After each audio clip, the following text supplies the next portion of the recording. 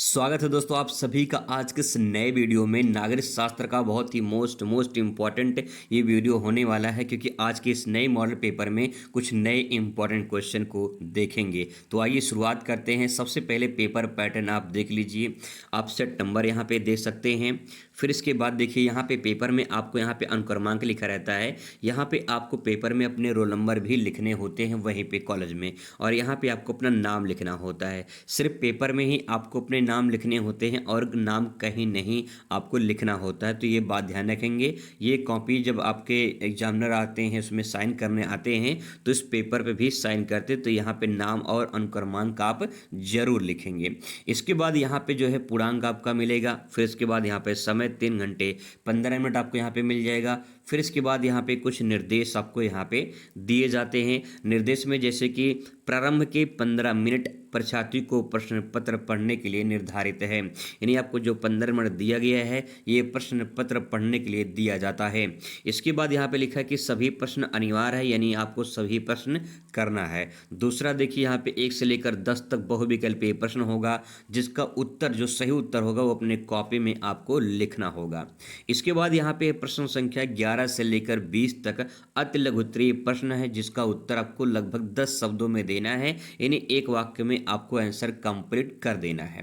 इसके बाद दोस्तों यहाँ पे आप देख पाएंगे अगला पॉइंट है यहाँ पे 21 से लेकर 26 तक आपका लघु उत्तरीय प्रथम ये क्वेश्चन रहेगा, और इसका उत्तर आपको 50 शब्दों में देना होगा। फिर इसके बाद 27 से लेकर 30 तक लघु उत्तरीय सेकेंड होता है, जिसका उत्तर आपको 100 से लेकर 125 शब्दों में आंसर आपको लिखना होता है। फिर आपके 2 क्वेश्चन लॉन्ग होते हैं 31 और 32, जिसका उत्तर आपको 250 शब्दों में देना होता है। तो इस प्रकार से पूरा पेपर पैटर्न है। आइए बहुविकल्पीय प्रश्न की शुरुआत करते हैं। तो बहुविकल्पीय प्रश्न में यहाँ पे है कि लिखा है इसमें कि निम्नलिखित 10 प्रश्नों में से प्रत्येक 4 विकल्प दिए गए हैं, इनमें से सही विकल्प चुनकर अपने उत्तर पुस्तिका में लिखिए। तो इसमें से जो आपका सही होगा, ठीक है, उसको अपनी कॉपी में सही वाला सिर्फ लिखना है और कोई नहीं लिखना है, ठीक है। सिर्फ आपको उत्तर लिखना है। जैसे कि आप यहाँ पे लिखेंगे प्रश्नोत्तर नंबर, ठीक है, प्रश्नोत्तर नंबर लिख देंगे कॉपी में। फिर इसके बाद इसको अंडरलाइन कर देंगे। इसमें मान लीजिए पहले में कौन सही है, तो यहाँ पे लिखेंगे पहले का, मान लो इसमें जो है आ सही है, तो यहाँ लिखेंगे पहले का आ। फिर इसका उत्तर लिखेंगे, उत्तर में लिखेंगे समाजवादी, ठीक है, यहाँ पे लिखेंगे समाजवादी। इस प्रकार से ले देंगे, टिक कर देंगे, बस आपका काम हो जाएगा, ठीक है। ऐसे आपको आंसर लिखना होगा। अब दोस्तों यहाँ पे देखिए लिखा कि दूसरी दुनिया के देश इस रूप में जाने जाते हैं। तो किस रूप में जाने जाते हैं? समाजवादी देश के रूप में जाने जाते हैं, या पूंजीवादी, या फिर विकासशील देश, या फिर किस में से? तो दूसरी दुनिया का राइट आंसर क्या हो जाएगा इसमें? इसमें करेक्ट आंसर आपका हो जाएगा समाजवादी देश। पहले का राइट आंसर आ हो जाएगा। आइए बात करते हैं दूसरे क्वेश्चन पर। दूसरा क्वेश्चन है, क्वेश्चन कह रहा है कि खुले द्वार की नीति का संबंध किस देश से है? तो खुले द्वार की जो नीति है वो संयुक्त राज्य अमेरिका से है, भारत से है, चीन से है, या फिर फ्रांस से है? इसमें सही जवाब होगा चीन। खुले द्वार की जो नीति का संबंध है वो चीन से है, ठीक है। आगे है, नेपाल किस वर्ष लोकतांत्रिक गणराज्य बना? इससे पहले वो राजतंत्र हुआ करता था, वहाँ पे राजा का शासन हुआ करता था। तो इसके बाद जो है लोकतांत्रिक गणराज्य कब बना? 2012 में, 2008 में, 2006 में, या फिर 2001 में? सही जवाब होगा इसमें 2008 में, ठीक है। चलिए आगे है क्वेश्चन नंबर नेक्स्ट है कि संयुक्त राष्ट्र संघ के झंडे में किस प्रकार के पत्तियों का जो है, किस वृक्ष के पत्तियों का जो है प्रयोग किया जाता है? पीपल, नीम, जैतून, या फिर आम? तो इसमें सही जवाब होगा जैतून। अगला क्वेश्चन है कि संयुक्त राष्ट्र संघ कौन सा अंग अब क्रियाशील नहीं रह गया है? तो संयुक्त राष्ट्र संघ का कौन सा जो अंग है अब क्रियाशील नहीं है? तो यहाँ पे जवाब होगा आर्थिक सामाजिक परिषद, न्यास परिषद, सुरक्षा परिषद, अंतर्राष्ट्रीय न्यायालय। तो उसमें न्यास परिषद आपका राइट आंसर हो जाएगा। आगे यहाँ पे क्वेश्चन है, निजाम का संबंध भारत के किस रियासत से माना जाता है? तो जो निजाम का संबंध है वो हैदराबाद से माना जाता है। इसमें राइट आंसर आपका हैदराबाद हो जाएगा। अगला क्वेश्चन है कि यहाँ पे भारत ने किस पड़ोसी देश के साथ जो है पंचशील समझौता किया है? तो यहाँ पे जवाब क्या होगा कमेंट करके ज़रूर बताइएगा। चीन के साथ, नेपाल के साथ, भूटान के साथ या फिर श्रीलंका के साथ में। सही जवाब इसमें हो जाएगा चीन के साथ में। क्वेश्चन नंबर 8 है कि 1975 में घोषित राष्ट्रीय आपातकाल संविधान के किस अनुच्छेद के अंतर्गत लगाया जाता है? अनुच्छेद 360, अनुच्छेद 356, अनुच्छेद 352 या इनमें से कोई नहीं। तो जवाब इसमें होगा अनुच्छेद 352। क्वेश्चन नंबर नेक्स्ट है कि मंडल आयोग का संबंध था। तो जो मंडल आयोग है किससे संबंधित था? महिला आरक्षण से, धार्मिक आरक्षण से, अनुसूचित जाति या फिर अनुसूचित जनजाति आरक्षण से या फिर अन्य पिछड़ा वर्ग आरक्षण से। तो इसमें सही जवाब होगा अन्य पिछड़ा वर्ग आरक्षण से। क्वेश्चन नंबर नेक्स्ट है कि बर्ड फ्लू रोग से प्रभावित होने वाला प्रधान जीव है। तो यहाँ पे जो है मुख्य जीव मतलब कौन सा है? बकरी है, मुर्गी है, गाय है या फिर बिल्ली है। तो बर्ड फ्लू आपने सुना होगा ना, भी ये मुर्गी से संबंधित है, मुर्गी इसमें प्रभावित हुई थी। तो दोस्तों ये 10 इंपॉर्टेंट क्वेश्चन है। अब बात करते हैं अति लघु उत्तरीय प्रश्न की। यहाँ पे आप अति लघु उत्तरीय प्रश्न के एक बार पैटर्न देख लीजिए किस प्रकार से पूछे जाते हैं। जैसे देखिए पूछा है कि पूर्वी यूरोप के उन देशों का नाम बताइए जो विभाजित होकर अलग अलग देश बने थे। तो पूर्वी यूरोप महाद्वीप की बात हो रही है। पूर्वी यूरोप महाद्वीप में आपको बताना है वो दो देश कौन से थे जिनसे दो दो देश बने हुए हैं, वो बताना है आपको। ठीक है, और फिर इसके बाद दक्षिण एशिया में सम्मिलित जो है या शामिल किन्हीं दो देशों का नाम लिखिए। कुछ इस प्रकार से प्रश्न आपको देखने को मिलेंगे। तो चलिए इनका उत्तर फटाफट देख लेते हैं। तो सबसे पहले यहाँ पे आपको उत्तर देखने को मिल जाएगा। पहला प्रश्न यहाँ पे देखिए कि पूर्वी यूरोप के देश, यहाँ पे मैंने हेडिंग बना लिया है, क्वेश्चन से आपको हेडिंग बना लेना है, फिर इसके बाद उसका उत्तर लिखना है। तो पूर्वी यूरोप के वो देश जो विभाजित होकर अलग अलग देश बने थे। तो पहला इसमें सोवियत संघ हो जाएगा। ठीक है, पूर्वी यूरोप का पूछा है तो सोवियत संघ हो जाएगा। सोवियत संघ यानी सबसे बड़ा इसमें रूस बना। ठीक है, पहला तो रूस बन गया, फिर इसके बाद अन्य गणराज्य बने थे जैसे कि यूक्रेन, जो है बेलारूस, ये सब बने थे। ठीक है, तो आप अभी हाल ही में सुने होंगे कि रूस में और यूक्रेन में युद्ध भी चल रहा था।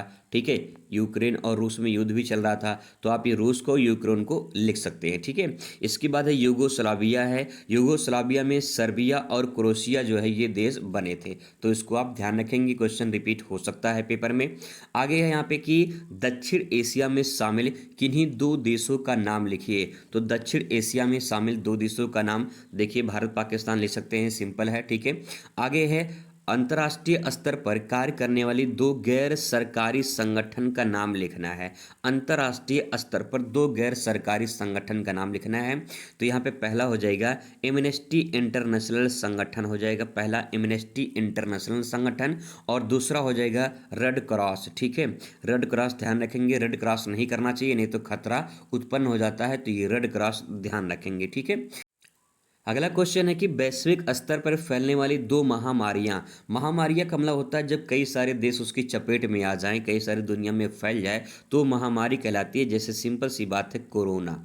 ठीक है, कोरोना जो है ये सबसे बड़ी महामारी थी। तो यहाँ पे कोविड-19 या कोरोना आप लिख सकते हैं। इसके बाद आपने HIV एड्स का भी नाम सुना होगा, तो ये भी आप इसमें HIV एड्स के बारे में लिख सकते हैं।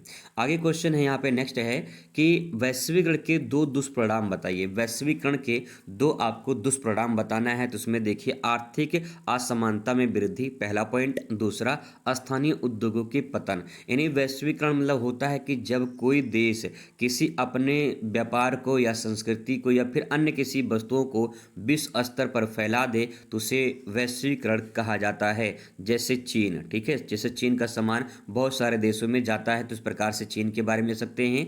तो यहाँ पे उसका दुष्परिणाम क्या है वैश्वीकरण का? तो इसमें है कि आर्थिक जो असमानता होती है उसमें वृद्धि हो जाती है, यानी समान रूप से काम नहीं हो पाता है। दूसरा स्थानीय उद्योग का पतन हो जाता है, यानी जो स्थानीय उद्योग होते हैं उनका पतन हो जाता है, इसलिए लोग विश्व पर निर्भर हो जाते हैं, जैसे चाइना वगैरह है इस पर निर्भर हो जाते हैं। ठीक है, अगला क्वेश्चन यहाँ पे है कि विलय के सहमति पत्र से असहमत दो देशी रियासतें कौन कौन सी थी।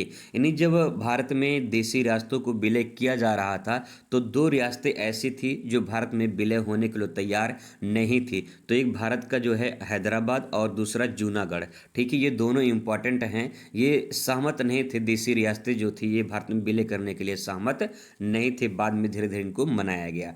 ठीक है। आगे यहाँ पे क्वेश्चन है, वे दो राज्य जो पहले केंद्र शासित प्रदेश हुआ करते थे, तो अरुणाचल प्रदेश और गोवा ये पहले केंद्र शासित प्रदेश हुआ करते थे, बाद में इन्हें राज्य का दर्जा दिया गया। फिर इसके बाद बात करते हैं अगले क्वेश्चन पर, भारतीय संविधान के बुनियादी ढांचे के दो तत्व बताइए। तो भारत के बुनियादी जो ढांचे हैं उसके दो तत्व बताना है। पहला पॉइंट, संविधान की सर्वोच्चता है। दूसरा, न्यायिक समीक्षा होती है। न्यायिक समीक्षा का मतलब न्याय बराबर मिलती है सबको, और संविधान सबसे सर्वोच्च होता है। ये भारतीय संविधान के सबसे बड़ा और सबसे महत्व तथ्य है। ठीक है, यहाँ पे तथ्य भी ले सकते हैं, तत्व भी ले सकते हैं, विशेषता भी ले सकते हैं, कोई दिक्कत नहीं है। आगे बात करते हैं, क्वेश्चन नंबर 19 है कि ऑपरेशन ब्लू स्टार कब और कहां चलाया गया था। ऑपरेशन ब्लू स्टार 1984 में चलाया गया था, और ये स्थान स्वर्ण मंदिर अमृतसर में चलाया गया था। अमृतसर स्वर्ण मंदिर में यहाँ पे चलाया गया था। ठीक है, नेक्स्ट है कि महात्मा गांधी की हत्या कब और किसने की थी। ये मोस्ट इंपॉर्टेंट क्वेश्चन।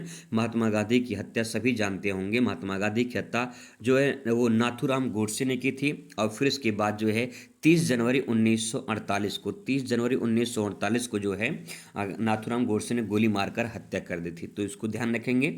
इसके बाद आता है आपका क्वेश्चन जो है यहाँ पे लघु उत्तरीय प्रथम। लघु उत्तरीय प्रथम जो आप उत्तर लिखेंगे तो 5 अंक आपको यहाँ पे प्राप्त होगा। तो इस प्रकार से क्वेश्चन आप देख लीजिए, इसका उत्तर आपको यहाँ पे देखने को मिल जाएगा। तो चलिए देखते हैं इसका उत्तर, आसान शब्दों में समझने का प्रयास करते हैं। क्वेश्चन है कि पाकिस्तान में लोकतंत्र की अस्थायी स्थापना में बाधक का कारण क्या है। वहां पे लोकतंत्र स्थापित होने में बाधक क्यों उत्पन्न होती है। पहला, सैन्य हस्तक्षेप। सैन्य हस्तक्षेप का मतलब ये है कि वहां पे सैनिक हस्तक्षेप करते हैं, जिसके कारण सही तरीके से लोकतंत्र अस्थायी नहीं रह पाता वहां पे। तो वहां पे सैनिक जो है वो हस्तक्षेप होता रहता है, पहला पॉइंट। दूसरा, कमजोर राजनीतिक दल। वहां पे जो राजनीतिक पार्टियां हैं वो कमजोर हैं और टूट जाती हैं पल भर में। बहुत सारे राजनीतिक दल आपस में लड़ भी जाते हैं। तो इस प्रकार से जो है कमजोर राजनीतिक दल, इसके बारे में आप लिख सकते हैं। आगे है धार्मिक कट्टरता। धार्मिक कट्टरता का मतलब ये है कि पाकिस्तान में इस्लाम धर्म है और वहाँ पे धार्मिक कट्टरता है। अगर किसी दूसरे धर्म के लोग, जैसे हिंदू अगर मतलब खड़ा हो गया, वहाँ भी हिंदू रहते हैं, तो कहीं न कहीं वो लोकतंत्र सही तरीके से काम नहीं कर पाता, सही तरीके से चल नहीं पाता है। सिख धर्म का कोई खड़ा हो गया वहाँ पे राजनीतिक पार्टी में, तो उसको भी कोई कहीं न कहीं सरकार बनने में समस्या होती है। तो इस प्रकार से धार्मिक कट्टरता है वहाँ पे। नेक्स्ट है संविधान के बार बार निलंबन। संविधान के बार बार निलंबन का मतलब होता है कि बार बार संशोधन करना, बनाना, बिगाड़ना, ये सब जो प्रक्रिया वहाँ पे चलती रहती है। आगे है न्यायपालिका की सीमित स्वतंत्रता। न्यायपालिका की सीमित स्वतंत्रता का मतलब यह है कि वहाँ पे जो न्यायपालिका है, जैसे भारत में न्यायपालिका पूरी तरह से स्वतंत्र है। न्यायपालिका अपने ऊपर स्वतंत्र काम करती है, ना तो कार्यपालिका के अंतर्गत काम करती है, ना तो जो है विधायिका के अंतर्गत काम करती है। न्यायपालिका पूरी तरह से अपने आप में स्वतंत्र रूप में काम करती है भारत में। लेकिन पाकिस्तान में ऐसा नहीं हो पाता है। पाकिस्तान में पूरी स्वतंत्रता, पूरी आज़ादी न्यायपालिका को नहीं दी गई है, तो जिसके कारण वहाँ पे लोकतंत्र अस्थायी रूप में काम नहीं कर पाता है। तो ये कुछ पॉइंट है, आप इसके बारे में 5 पॉइंट है लिख देंगे आराम से, 5 नंबर आपको मिल जाएगा। ठीक है, आगे बात करते हैं। क्वेश्चन नेक्स्ट है कि सुरक्षा परिषद के अस्थायी सदस्यता के लिए भारत के तर्क दीजिए। भारत का क्या तर्क है।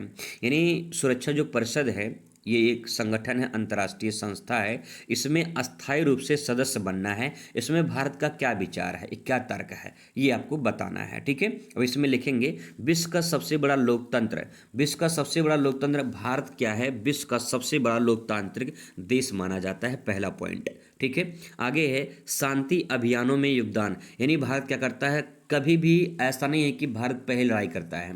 भारत हमेशा शांति का प्रतीक है, यानी शांति से काम करना चाहता है, शांति से व्यापार करना चाहता है, कोई लड़ाई झगड़े नहीं करना चाहता है।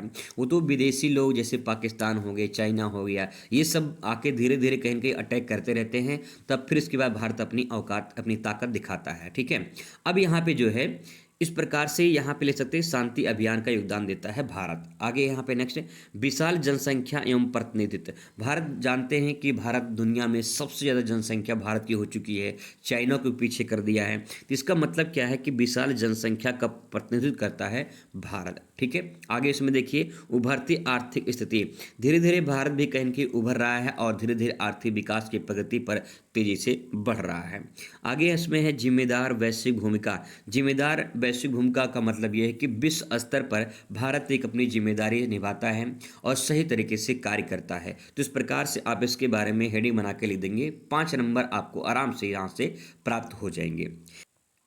क्वेश्चन यहाँ पे अगला है। क्वेश्चन कह रहा है कि आतंकवाद के प्रमुख कारण बताइए। ये आपके निबंध में भी आता है, आतंकवाद समस्या समाधान के रूप में निबंध भी पूछता है।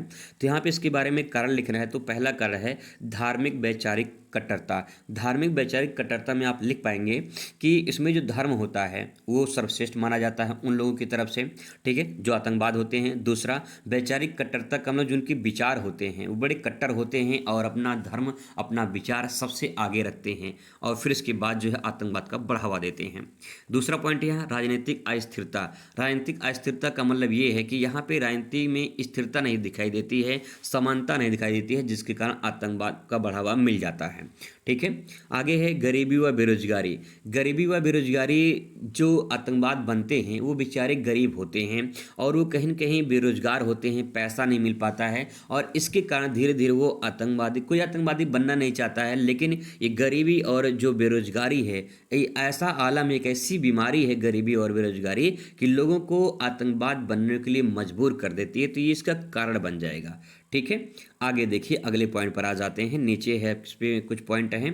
यहाँ पे है अवैध हथियारों की उपलब्धता। उनको आसानी से अवैध जो हथियार हैं वो मिल जाते हैं, लोग उपलब्ध करा देते हैं और आसानी से वो जो आतंकवादी की श्रेणी में आ जाते हैं।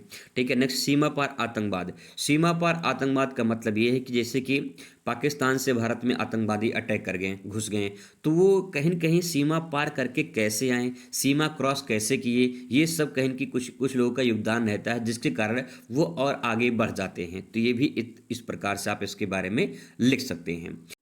अगला प्रश्न है पर्यावरण सुरक्षा की गंभीर समस्या बनने का कारण बताइए। तो यहाँ पे देखिए जो पर्यावरण सुरक्षा है उसमें गंभीर समस्या क्यों पैदा हो रही है, उसके पीछे क्या रीज़न है, क्या कारण है, ये आपको बताना है। तो उसमें देखिए औद्योगिकरण व संसाधनों का अंधाधुंध उपयोग। जो पर्यावरण है वो सुरक्षित नहीं है, वो उस पर खतरा मंडरा रहा है क्योंकि उद्योगों का विकास तेजी से हो रहा है और संसाधनों का उपयोग अंधाधुंध हो रहा है, जिसके कारण पर्यावरण सुरक्षा पर खतरा मंडरा रहा है, गंभीर समस्या उत्पन्न हो रही है। तो आप इसके बारे में इस प्रकार से लिख सकते हैं।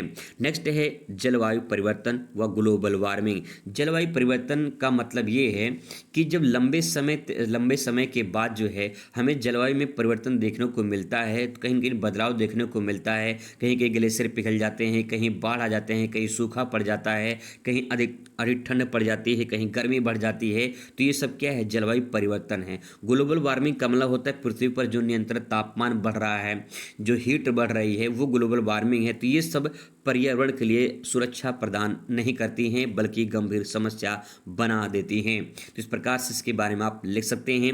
अगला है वनों की कटाई। अंधाधुंध वनों की कटाई हो रही, जितने पेड़ लगाए नहीं जाते हैं उतने पेड़ काट दिए जाते हैं। अब आप ही सोचिए कि आपने ज़िंदगी में कितने पेड़ लगाए होंगे और कितने पेड़ काटे होंगे। आपको पता होगा कि आप कितने पेड़ लगाए होंगे, तो इस प्रकार से आप जान सकते हैं ऐसे दुनिया में न जाने कितने लोग हैं कि वनों को काट देते हैं, लगाते बहुत कम है। तो इस प्रकार से पर्यावरण के लिए कहीं न कहीं गंभीर खतरा बना हुआ है। प्रदूषण भी सबसे बड़ा समस्या है, जिसमें जल प्रदूषण, ध्वनि प्रदूषण, मृदा प्रदूषण, वायु प्रदूषण, ये इसका सबसे बड़ा कारण माना जा रहा है। नेक्स्ट, वैश्विक प्रभाव। एक ही देश का इसमें जिम्मेदार नहीं है पर्यावरण सुरक्षा में जो गंभीर समस्या बनी हुई है। बहुत सारे देश या दुनिया के सभी देश इसमें जिम्मेदार हैं कि पर्यावरण सुरक्षित नहीं है, उस पर गंभीर समस्या मंडरा रहा है। तो इस प्रकार से इसके बारे में आप लिख सकते हैं। क्वेश्चन नेक्स्ट बात कर लेते हैं। क्वेश्चन है कि हरित क्रांति के जो परिणाम है वो परिणाम कैसे आप लिखेंगे। तो हरित क्रांति का परिणाम पहले देखिए, सकारात्मक परिणाम क्या रहा है, खाद्यान्न उत्पादन में वृद्धि हो गई, पहला पॉइंट। दूसरा है आत्मनिर्भरता, लोग अपना जब कृषि उत्पादन करने लगे, अच्छे से फसल उगाने लगे, तो लोग अपने ऊपर निर्भर हो गए, यानी आत्मनिर्भरता उनके अंदर आ गई। फिर इसके बाद नकारात्मक कुछ प्रभाव पड़े। मिट्टियों की जो उर्वरता थी वो कमी हुई क्योंकि जैविक नहीं बल्कि रासायनिक खादों का ज़्यादा प्रयोग किया गया था, जिसके कारण मिट्टी की जो उर्वरता थी वो कम हो गई। आगे है असमानता में वृद्धि। असमानता में वृद्धि का मतलब ये है कि जिनके पास सुविधा थी वो तो कृषि उत्पादन बढ़ा ले गए, लेकिन जिनके पास सुविधा नहीं थी वो कृषि उत्पादन नहीं बढ़ा पाए, तो ये इसका नकारात्मक प्रभाव भी रहा। ठीक है, चलिए आगे बात करते हैं। क्वेश्चन नेक्स्ट है, पूर्वोत्तर भारत में बढ़ती क्षेत्रीय आकांक्षाओं का कारण क्या है? क्षेत्रीय आकांक्षाओं का कारण का मतलब ये है कि वहाँ पे लोग अलग अलग हो जाते हैं, लोग बढ़ जाते हैं, आपस में लड़ने लगते हैं। ऐसा क्यों होता है? तो जानते हैं। पहला पॉइंट, भौगोलिक अलगाव। भौगोलिक अलगाव का मतलब ये है कि जैसे यहाँ पे अगर आप देख पाएंगे तो समथिंग जो है इस प्रकार से, जो ये पूर्वोत्तर भारत है, ठीक है, ये पूर्वोत्तर भारत है। अब यहाँ से पूर्वोत्तर जो भारत है इस पे देख पाएंगे तो यहाँ से जो है, यहाँ से जो ये पूरा अलग एक तरह से दिखता है। ठीक है, तो ये लोग अपना अलग जो है भौगोलिक स्थिति से अलग हैं, तो अपने आप को अलग मानते, इसीलिए जो है यहाँ पे क्षेत्रीय भिन्नता देखने को मिलती है। पहला पॉइंट। दूसरा है आर्थिक पिछड़ापन। इन क्षेत्रों में विकास कोई नहीं करता है, बहुत कम विकास हो पाता है। जितना उत्तर भारत में विकास होता है, दक्षिण भारत में विकास होता है, उतना पूर्वोत्तर भारत में विकास नहीं होता है। तो जो वहाँ विकास नहीं होगा तो लोग फिर क्या करेंगे? अलगाव की भावना रखेंगे, है ना। आगे है सांस्कृतिक जातीय पहचान। सांस्कृतिक जातीय पहचान, उनकी जो पहचान है उनकी संस्कृति से है, उनकी जाति से है, बाकी और कोई भी उनकी पहचान उतना ज़्यादा नहीं है। ठीक है, आगे है प्रशासनिक उपेक्षा। प्रशासनिक उपेक्षा का मतलब ये है कि वहाँ पे प्रशासन से उम्मीद करते हैं कि आके मदद करेंगे, लोग हेल्प करेंगे उनका, लेकिन ज़्यादा मदद उनको नहीं मिल पाती है। सीमा पर प्रभाव। सीमा प्रभाव का मतलब ये होता है कि उधर से चाइना कहता है कि अरुणाचल प्रदेश हमारा है। ठीक है, तो कहीं ना कहीं वो समस्या बनी रहती है, सीमा प्रभाव जो है उस पर दिखाई देता है। तो इस प्रकार से आप इसके बारे में लिख सकते हैं। इसके बाद दोस्तों आपको देखने को मिलेगा लघु उत्तरीय सेकंड। लघु उत्तरीय सेकंड जब आप लिखेंगे तो इसके लिए आपको 6 अंक प्रदान होंगे, 3+3, यहाँ पे 6 अंक आपको मिलेंगे। जैसा क्वेश्चन पूछा गया है ऐसा ही उत्तर आपको देखने को मिलेगा। तो चलिए इसका भी उत्तर फटाफट देख लेते हैं। जैसे देखिए क्वेश्चन है कि एक ध्रुवीय विश्व में संयुक्त राष्ट्र संघ की भूमिका और प्रासंगिकता है, इसके बारे में आपका क्या विचार है? अगर मैं पूरा प्रश्न आपको दिखाऊं तो मैंने सिर्फ यहाँ पे हेडिंग लिखा है, यहाँ पे आप पूरा प्रश्न देख सकते हैं कि एक ध्रुवीय विश्व संयुक्त राष्ट्र संघ की भूमिका क्या है और उसकी प्रासंगिकता क्या है, उसके बारे में आपको बताना है। प्रासंगिकता का मतलब होता है कि संयुक्त राष्ट्र जो संघ है इसका लगाव कैसा है, इसका जुड़ाव कैसा है, और उसमें जो भी प्रक्रिया हो रही है उस प्रक्रिया का मेन उद्देश्य क्या है, ये आपका प्रासंगिकता बताता है। तो आइए जानते हैं कि संयुक्त राष्ट्र संघ का मेन उद्देश्य क्या है, इसका लगाव जुड़ाव क्या है, वो समझने का प्रयास करते हैं। तो यहाँ पे उत्तर पर आ जाते हैं। तो यहाँ पे आप देख पाएंगे पहला पॉइंट है संयुक्त राष्ट्र संघ की भूमिका, यानी क्या उसकी भूमिका है, विश्व स्तर पर क्या भूमिका है और क्या योगदान देता है देशों में, अन्य देशों में, तो उसको समझने का प्रयास करते हैं। देखिए अंतर्राष्ट्रीय शांति और सुरक्षा बनाए रखने के लिए, तो पहला पॉइंट हो जाएगा अंतर्राष्ट्रीय सुरक्षा, यानी देश स्तर पर कोई लड़ाई झगड़े ना हो, जैसे प्रथम विश्व युद्ध हुआ था, द्वितीय विश्व युद्ध हुआ था, ऐसे तीसरा विश्व युद्ध ना हो, इसके लिए संयुक्त राष्ट्र संघ जो है अंतर्राष्ट्रीय शांति और सुरक्षा बनाए रखने का काम करता है। अब यहाँ पे ये इसकी मुख्य भूमिका हो जाएगी, ये ध्यान रखेंगे। इसके बाद आगे देखिए संघर्षों में मध्यस्थता और शांति मिशन। संघर्षों में मध्यस्थता का मतलब ये है कि अगर कोई देश आपस में, दो देश आपस में लड़ जाते हैं तो उनके बीच में मध्यस्थता का काम करता है, लड़ाई झगड़े निपटाने का काम करता है। और शांति मिशन में शांति का प्रतीक देने का काम करता है। ठीक है, आगे यहाँ पे है नेक्स्ट है मानवीय सहायता एवं विकास कार्य। मानवीय सहायता एवं विकास कार्य का मतलब ये है कि लोगों की सहायता और विकास करने में योगदान देता है। ठीक है, अब है संयुक्त राष्ट्र संघ की प्रासंगिकता क्या है, मतलब उसमें क्या मेल जोल है, भूमिका में क्या मेलजोल है, प्रासंगिकता क्या उसकी मेलजोल है। ठीक है, देखिए इसमें वैश्विक समस्याओं पर सामूहिक मंच। वैश्विक समस्याओं पर सामूहिक मंच का मतलब ये है कि विश्व स्तर पर कोई समस्या उत्पन्न होती है तो एक मंच का काम करता है और सभी देश आके वहाँ पर भी समस्या का समाधान करते हैं। तो ये जुड़ाव है कि नहीं है, लगाव है कि नहीं है? बिल्कुल जुड़ाव है या लगाव है। ठीक है, आगे देखिए छोटे देशों को आवाज़ प्रतिनिधित्व करता है, यानी छोटे देश हैं वो बड़े देशों के सामने अपनी आवाज़ नहीं उठा पाते हैं। कहने का मतलब ये है कि अपनी बातें नहीं रख पाते हैं या फिर विकसित की श्रेणी में नहीं आ पाते हैं, उनको उस मंच पर लाकर खड़ा करता है और उनका जो है आवाज़ बनकर आगे आता है और फिर उसके लिए काम करता है। ठीक है, तो ये पॉइंट लिख सकते हैं। नेक्स्ट है अंतर्राष्ट्रीय कानून और सहयोग का बढ़ावा। अंतर्राष्ट्रीय कानून और सहयोग का बढ़ावा का मतलब ये है कि कोई भी विवाद होते हैं तो अंतर्राष्ट्रीय कानून के रूप में काम करता है और सहयोग का भावना रखता है। ठीक है, अगला क्वेश्चन है कांग्रेस में विभाजन के प्रमुख कारण क्या है? कांग्रेस क्यों बट गया, उसके पीछे क्या रीजन थे, क्या कारण थे? तो देखिए, नेतृत्व को लेकर मतभेद, कोई सही नेतृत्व नहीं कर पाया जिसके कारण उसमें मतभेद उत्पन्न हो गए और फिर इसके बाद उनका विभाजन हो गया, पहला पॉइंट। दूसरा देखिए, संगठन एवं सरकार के बीच टकराव, जो संगठन थे और जो सरकार में थे उनके बीच में मतभेद उत्पन्न हो गया, बीच में टकराव हो गया और फिर धीरे धीरे विभाजन का कारण बन गया। अगला पॉइंट है विचारधारात्मक असहमति। विचारधारात्मक असहमति का मतलब विचार ही नहीं मिल रहे थे, और जब विचार नहीं मिले थे, विचार से सहमत नहीं थे, तो फिर विभाजन हो गया आगे चलकर। तो इस प्रकार से इसके बारे में आप लिख सकते हैं। अगला है प्रधानमंत्री और पार्टी संगठन के बीच संघर्ष। पार्टी के बीच में संघर्ष होने शुरू हो गए और जो प्रधानमंत्री बने थे उसमें कांग्रेस पार्टी में, उनके बीच में संघर्ष उत्पन्न हो गया जिसके कारण ये विभाजन हो गया। ठीक है, आगे है क्षेत्रीय नेताओं की उपेक्षा।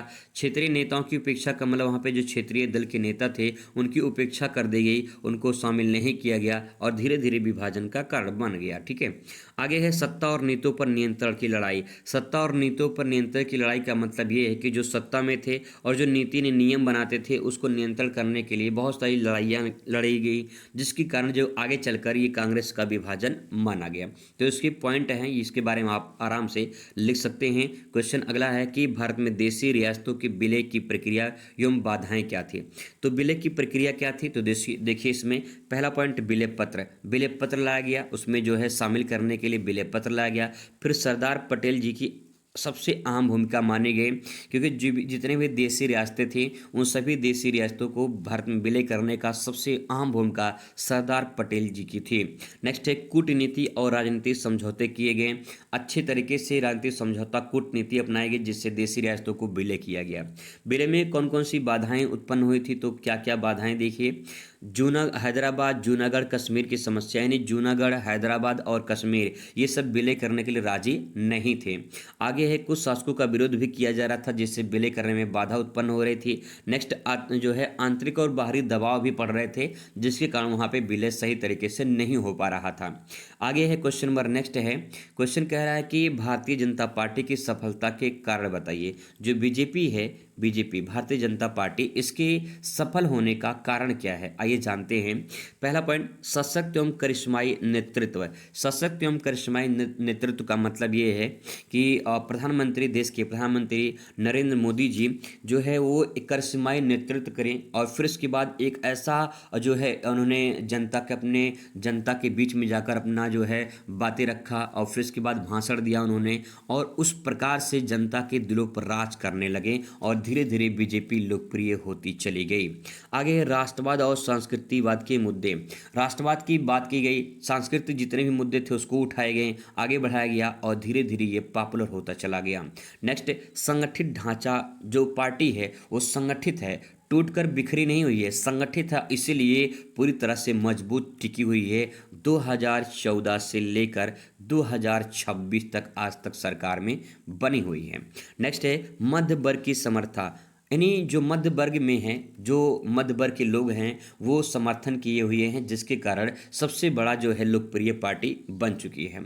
आगे है प्रभावी चुनाव रणनीति। जो चुनाव रणनीति होती है उनकी बड़ी प्रभावी होती है, बड़ी सटीक होती है और इस प्रकार से अपना जो है परचम लहरा देते हैं। आगे है कमजोर विपक्ष के लाभ। कमजोर विपक्ष के लाभ का मतलब ये है कि जो विपक्ष की पार्टियां हैं वो कमजोर पड़ जाती हैं बीजेपी पार्टी के सामने, जिसके कारण उनका सफल का ये कारण बन गया। अब दोस्तों इसके बाद जो है आपको यहाँ पे क्वेश्चन देखने को मिलते हैं दीर्घ उत्तरीय प्रश्न, जिसका उत्तर आप जब लिखेंगे तो आपको 8 अंक प्राप्त होंगे। काफ़ी लंबे चौड़े प्रश्न होते हैं, 250 शब्दों में आपको आंसर लिखना होगा, तो कम से कम 2.5 पेज में तो आपका जो है आंसर जाएगा ही जाएगा, 2.5 पेज में आप लिखेंगे। ठीक है, जैसे क्वेश्चन आप ये देख लीजिए, क्वेश्चन है कि विदेशी नीति का निर्धारण घरेलू आवश्यकताओं और अंतर्राष्ट्रीय परिस्थितियों के दोहरे दबाव में तय किया जाता है? भारतीय द्वारा अपनाई गई विदेशी नीति के इतिहास में उत्तर की पुष्टि कीजिए। भाई काफ़ी लंबा चौड़ा प्रश्न पूछा है और दिमाग पूरा चकरा देगा। इस ऐसे ही क्वेश्चन पेपर में आपको देखने को मिलेंगे। अगर आपको ये नहीं आता है तो अथवा करके मिल जाएगा आपको यहाँ पे। 1975 में लगाए गए आपातकाल के प्रमुख कारणों और परिणामों का विश्लेषण कीजिए। नेक्स्ट है, देश की रणनीति को या फिर देश की राजनीति को आपातकाल ने किस प्रकार प्रभावित किया था, इसके बारे में हमको बताना है। अगला है क्वेश्चन, भारत के अपने पड़ोसी देशों के साथ संबंध मिश्रित होकर रहे हैं और पड़ोसी देशों के साथ संबंध सकारात्मक नकारात्मक भी हैं, तो इन पक्षों का विश्लेषण कीजिए। आगे है, अथवा करके दिया रहता है कि अगर आपको ये नहीं है तो आप इसे भी ले सकते हैं। क्षेत्रीय संगठनों के स्थापना के उद्देश्य को पहचान कीजिए और उन उद्देश्यों को प्राप्त करने में यूरोपीय संघ आसियान किस हद तक सफल सिद्ध हुई है। तो 2 प्रश्न आपको रहेंगे मिलेंगे, 4 प्रश्न आपको दिया रहेगा लॉन्ग में, जिसमें से 2 आपको करना होगा। ध्यान रखेंगे, जैसे 31 नंबर क्वेश्चन है तो 31 में से ही आपको इसमें से चाहे जो करना होगा, ये नहीं कि आपको जैसे मान लो 31 का दोनों नहीं आ रहा है तो 32 वाला दोनों कर ले, ऐसा नहीं है। 31 में से आपको एक करना होगा कोई न कोई, ठीक है, और 32 में से एक आपको कोई न कोई करना होगा, तब जाके आपका सही माना जाएगा। तो इस प्रकार से दोस्तों आप लिख सकते हैं और ये आंसर जो है आपने किताब से, नोट से, क्वेश्चन बैंक से देख सकते हैं। अगर आपको नहीं मिलता है सही तरीके से तो मैं आपको अगली वीडियो में इसको आंसर भी प्रोवाइड करा दूंगा। मुलाकात करते हैं नेक्स्ट वीडियो में। Thanks for watching.